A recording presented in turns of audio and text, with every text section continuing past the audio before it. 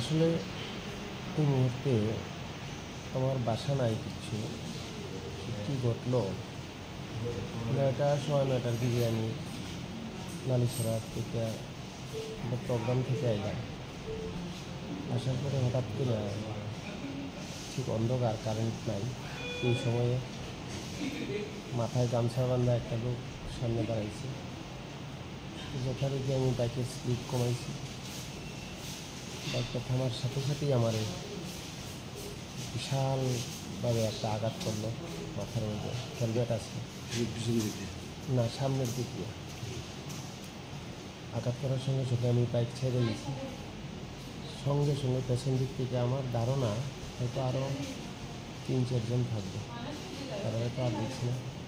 পেছন থেকে আঘাত করা শুরু করছে। বাইক ছেড়ে পালাইবার সময় আমার শার্টে ধরে লেগেছিল, শার্ট পেছন দিক ছিঁড়ে গেছিল।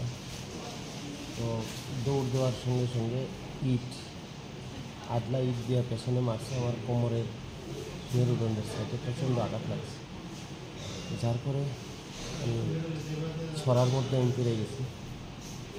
জুবজার আসলে এর ভিতরে ছড়ায় আমি প্রায় 100-150 মিটার ভিতরে পেছন দিক দিয়ে গেছিলাম। মোবাইল সুইচ অফ করে প্রায় 5 মিনিট লুকাই আছে। তারা মুখে কোনো শব্দ করছে না। আমার কাছে মনে হচ্ছে পুরা প্ল্যান ওয়াইজ ঘটনাটা করছে, কিন্তু কোলাই অঞ্চলের ভিতরে আমার শত্রু এমন কেউ নাই। কে করলো আমি অবাক, আমি আসলে জানতে পারতেছি না।